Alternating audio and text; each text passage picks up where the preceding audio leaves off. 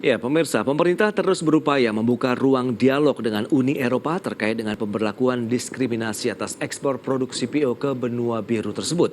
Pemerintah juga bersiap menghadapi restriksi lainnya yang tengah disusun oleh Eropa melalui Carbon Border Adjustment Mechanism atau CBAM yang akan berlaku pada tahun 2026 mendatang. Pemerintah terus berupaya membuka ruang dialog dengan Uni Eropa terkait dengan pemberlakuan diskriminasi atas ekspor produk CPO ke benua biru. Menko Bidang Perekonomian Airlangga Hartarto memastikan pemerintah tengah berupaya mencari solusi atas diskriminasi Eropa terhadap komoditas unggulan Indonesia. Adanya diskriminasi kebijakan negara mitra dagang melalui European Union Deforestation Free Regulation atau EUDR membuat Indonesia berpotensi kehilangan ekspor senilai 6 miliar dolar Amerika.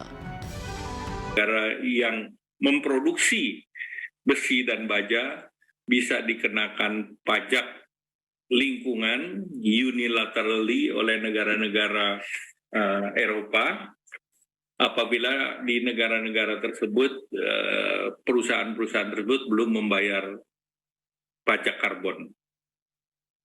Nah, tentu kebijakan-kebijakan tersebut ini akan mengganggu upaya Indonesia yang terkait dengan mitigasi perubahan iklim, dan Indonesia seperti negara-negara lain juga terikat dalam Paris Agreement dan UN 2030 SDGs Agenda.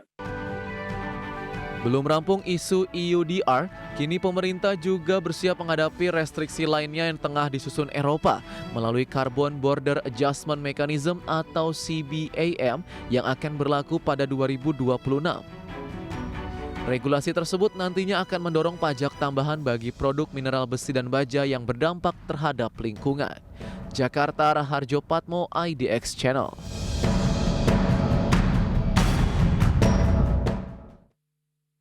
Ya, sementara itu Kementerian Perdagangan mengungkapkan terbitnya Undang-Undang Deforestasi yang digagas Uni Eropa berdampak pada ekspor sejumlah komoditas unggulan Indonesia. Dan untuk mengantisipasi langkah tersebut, pemerintah akan memperluas pasar ekspor dari negara lain. Kementerian Perdagangan mengungkapkan terbitnya Undang-Undang Deforestasi yang digagas Uni Eropa berdampak pada ekspor sejumlah komoditas unggulan Indonesia. Pasalnya Undang-Undang tentang lingkungan deforestasi melarang penjualan kopi, kakao, karet hingga produk turunan kelapa sawit karena dianggap merusak lingkungan. Menteri Perdagangan Zulkifli Hasan mengatakan aturan tersebut membuat ekspor produk Indonesia menjadi sulit. Para petani akan kesulitan menjual di pasar luar negeri karena harus mengurus sertifikat tidak merusak lingkungan yang biasanya lebih mahal daripada ongkos penjualannya. Untuk mengantisipasi langkah yang dilakukan Uni Eropa tersebut, pemerintah akan memperluas pasar ekspor dari negara lain. Terlebih saat ini permintaan ekspor dari Eropa dan Amerika sedang menurun. Ini termasuk kita buat CEPA dengan Chili ini, memperluas pasar non-tradisional itu. Apalagi pasar tradisional kita, Barat ini sekarang luar biasa apa namanya, ketat atau saya kira tidak adil ya. Baru-baru ini disahkan di EU undang-undang mengenai lingkungan, deforestasi yang melarang kopi, coklat, karet, CPO, kakao dianggap produk-produk merusak lingkungan. Diminta agar kita punya sertifikasi bahwa kopi ini tidak merusak lingkungan. Saya bilang bagaimana caranya? Petani suruh. Adapun negara-negara yang menjadi target pasar baru yakni Arab Saudi, Mesir, Afrika, Pakistan, dan Bangladesh. Namun hingga saat ini Indonesia belum memiliki perjanjian dengan negara-negara tersebut. Jakarta, Heru Tri Yuniarto, IDX Channel.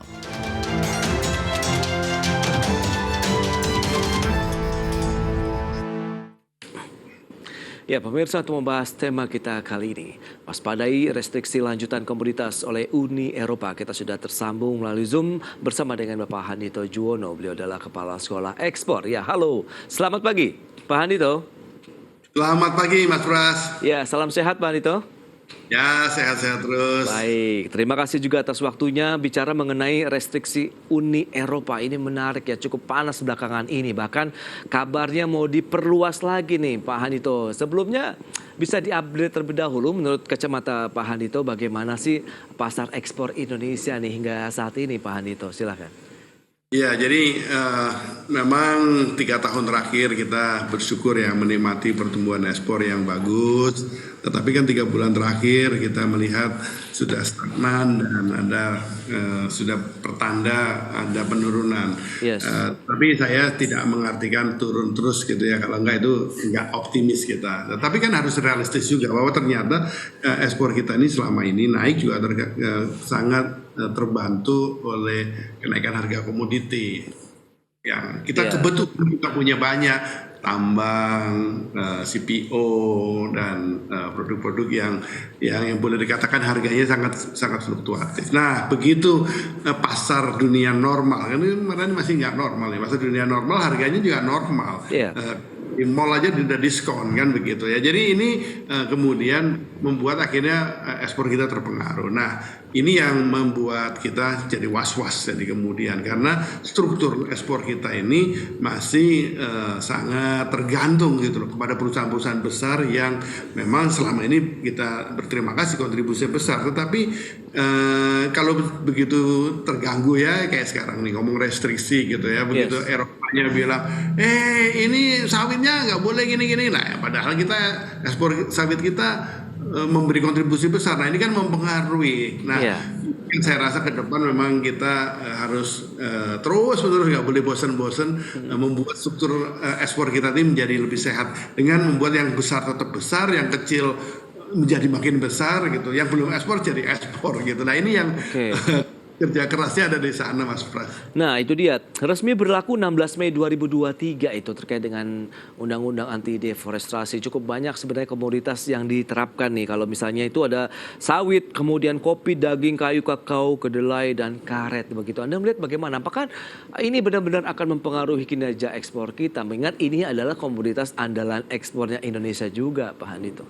Iya, itu produk-produk yang sebagian besar kita punya produk banyak ya, kecuali yang dulu banyak sekarang nggak terlalu banyak karet lah ya. Tapi sebenarnya kita kan masih sangat besar juga termasuk karena produk-produk yang direstriksi oleh Eropa ini menurut saya memang sangat mengganggu kita. Mengganggunya sebenarnya ada dua sisi. Satu adalah mengganggu ekspor realnya kita ke sana, tetapi yang lebih parah sebenarnya, yang lebih berdampak itu adalah mengganggu secara persepsi gitu. Jadi seolah-olah kita ini sekarang menjadi terbelenggu gitu. Kalau diomongin terus, termasuk oleh kita diomongin, ini orang masih mungkin merasa, wah ekspor Indonesia diganjel terus. Nah, itu kan bisa mempengaruhi juga itu buyer kita dari negara-negara lain kan gitu kan. Itu yang saya rasa itu pengaruh yang menurut saya jauh lebih besar, apalagi kalau kita lihat sebenarnya duitnya Eropa kan berkurang terus terakhir ini ya, karena ya dia ternyata mengalami dampak besar dari perang Rusia dengan Ukraina gitu, sehingga uangnya tergerus masuk membiayai itu, dan ini membuat kebutuhan impornya Eropa berkurang banyak banget gitu. Nah, ini yang perlu kita pertimbangkan sebenarnya. Emang kita perlu pikirin ya kalau Eropa itu terus restriksi terus gitu. Oke, jadi Anda melihat tidakkah menjadi suatu hal yang strategis lagi begitu kalau kita mengupayakan terus-menerus begitu untuk bisa menembus pasar Eropa khususnya begitu setelah adanya undang-undang anti deforestasi ini? Iya, jadi kalau saya lihat ya itu haknya mereka. Dia mau bikin undang-undang kayak apa kan terserah. Kalau dia bilang ini berlaku untuk seluruh negara kan begitu. Itu bahwa kita kebetulan, saya mengatakan kebetulan kena dampaknya ya. Sebenarnya kan kalau menurut saya bukan, ini kan undang-undangnya Eropa ini kan tidak ditujukan pada Indonesia sebenarnya ya, ditujukan jadi pada dasarnya dia ingin membatasi impor lah untuk siapa sih, kebetulan kena ke Indonesia. Jadi kalau saya lihat kita nggak perlu terlalu panas hati gitu ya. Pak Presiden sudah memberi contoh kemarin waktu kita digugat tentang nikel. Saya rasa dengan CPO juga nggak apa-apa, kita lawan aja kalau kita ini melakukan kebijakan-kebijakan untuk juga mendorong ekonomi Indonesia. Jadi artinya gini loh, saya melihat kalau melihat seperti ini, kita jangan terlalu terganggu dengan apa yang didorong oleh Eropa untuk membatasi impor ke negara-negara mereka. Karena kalau itu terlalu khawatir kita, itu akan mempengaruhi negara-negara lain. Ya, udahlah kira-kira meskipun nggak begitu amat ya, udah emang gua pikirin kalau gua nggak masuk ke sana, tentu saja teman-teman saya pada marah ini. Eropa masih penting loh buat gua gitu. Tapi kalau kita terlalu memperhatikan besar-besaran, nanti malah mempengaruhi yang lain. Iya, tapi menurut pengamatan Anda ini tidak berkorelasi kan dengan program hilirisasi nasional yang tengah dan terus digagas oleh pemerintah? Karena tadi seperti yang Anda katakan, kepentingannya lebih besar untuk kebutuhan Indonesia dan masyarakat umum begitu Pak Handito. Iya, kalau terkait dengan hilirisasi, sebenarnya ini kan yang ingin dihambat oleh Eropa ini kan sebenarnya malah justru bodoh-bodoh community. Malah ini sebenarnya kan membuat kita itu jadi kalau melihat positifnya, ini memacu kita melakukan hilirisasi. Jadi sebenarnya justru harusnya kita melihat ini sebagai insentif untuk yuk kita hilirisasi. Karena kalau sudah dihilirisasi kan restriksinya itu dampaknya atau pengaruhnya itu sudah berkurang gitu. Jadi kalau tadi dikatakan hilirisasi malah sebenarnya ini membantu kita untuk mempercepat proses hilirisasi, memberi semangat lah gitu. Oke.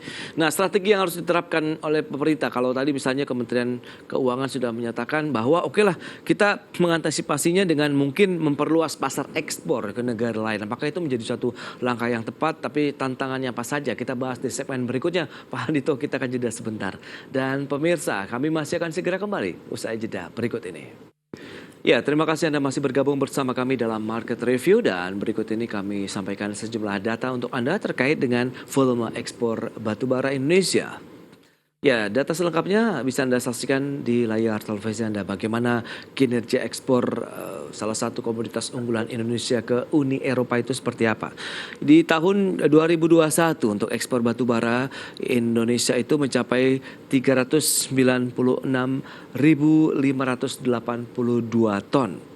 Kemudian meningkat di tahun 2022 menjadi 5,85 juta ton atau naiknya bahkan sampai dengan 1.300% pemirsa untuk volume ekspor batubara. Kemudian volume dan nilai ekspor minyak sawit mentah atau CPO Indonesia ke Uni Eropa data tahun 2022 itu ke negara mana saja? Ada Belanda sekitar 529 ribuan ton dengan nilai sekitar 683,2 juta dolar Amerika.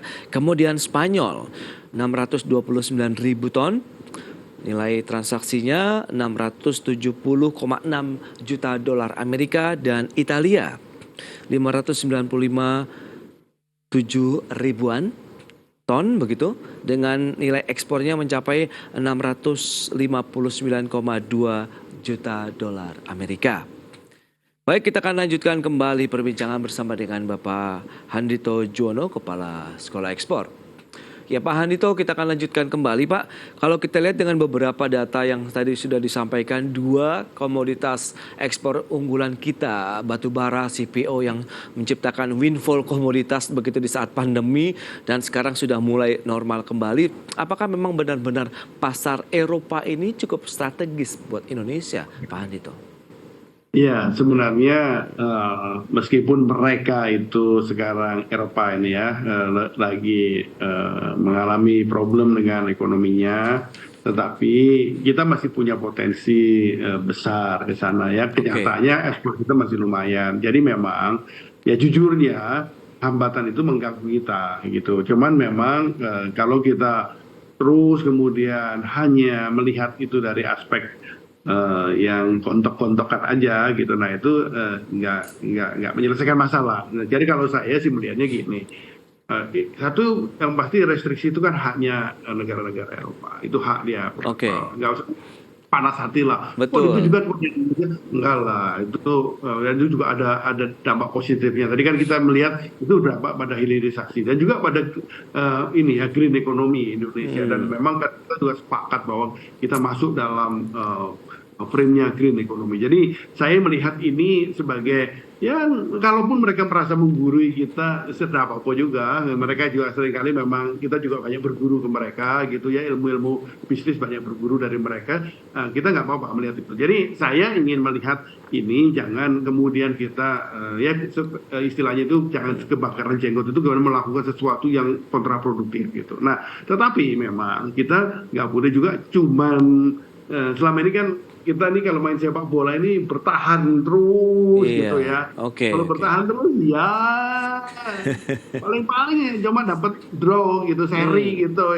Kapan menjadi juara? Iya, Nah, iya, iya. yang saya maksudkan maju terus itu adalah satu, ya kita memang harus lawan dalam pengertian lobby dengan baik-baik dengan mereka, yakinkan dengan mereka, kalau perlu masuk di persidangan WTO kita lakukan tanpa panas hati. Tapi yang kedua adalah ya sudah, kita lihat itu sebagai loh, itu sesuatu yang bagus kok, mendorong hilirisasi kita, mendorong green ekonomi kita. Kenapa nggak kita akselerasi aja pembangunan kita yang ke sana, toh itu bukan sesuatu yang negatif gitu. Jadi saya lihat ini justru bisa memberi bahan sesuatu yang kita mau capai di kemudian hari gitu. Nah, Oke. jadi saya ayolah kita progresif aja.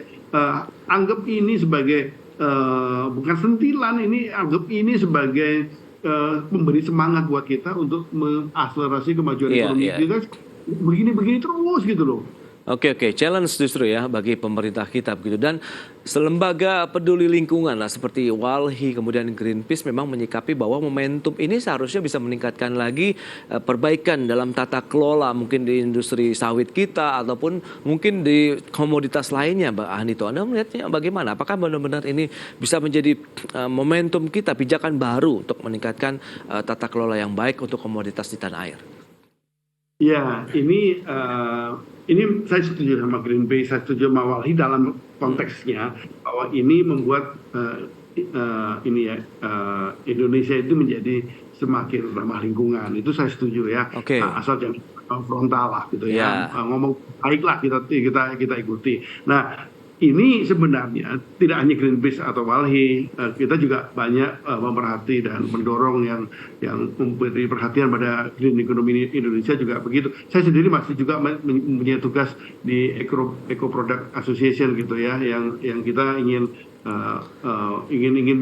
dorong produk-produk Indonesia yang lebih ramah lingkungan. Jadi anunya sudah sama lah, frekuensinya sama, tinggal volumenya beda-beda aja gitu. Nah ini ayo ini bagusin ya, yuk diterusin terus dalam rangka untuk membuat kita jadi lebih green ekonomi. Oke. Nah, kira-kira langkah apa sih yang perlu dilakukan pemerintah? Kalau tadi kan kita mungkin mencari diversifikasi negara tujuan ekspor lain, dan kira-kira negara mana saja yang menjadi sasaran nanti produk-produk ekspor komoditas kita, Pak Anito? Ya, apa yang harus kita lakukan juga, saya ingin membagi dalam dua kelompok. Yang pertama ada what we should do gitu ya, maksudnya harus berbenah apa Indonesia ini ya. Sebenarnya kalau kita ingat di Kementerian Perindustrian itu ada Green Industry Award yang nggak sekedar sebagai award, tetapi memang mendorong industri-industri hijau maju ke sana.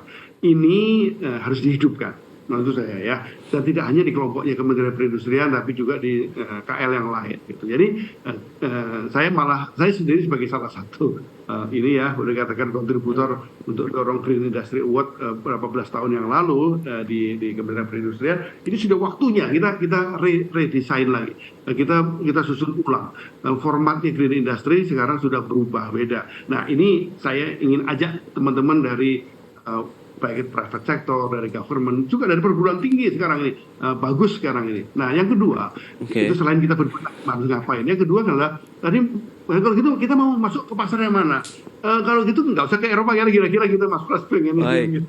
Ya itu dia. Ada beberapa negara yang sudah disasar, Arab Saudi, kemudian Mesir ya, kemudian benua Afrika. Tapi potensinya sendiri bagaimana kalau melihat dari kondisi ekonomi negara-negara tersebut?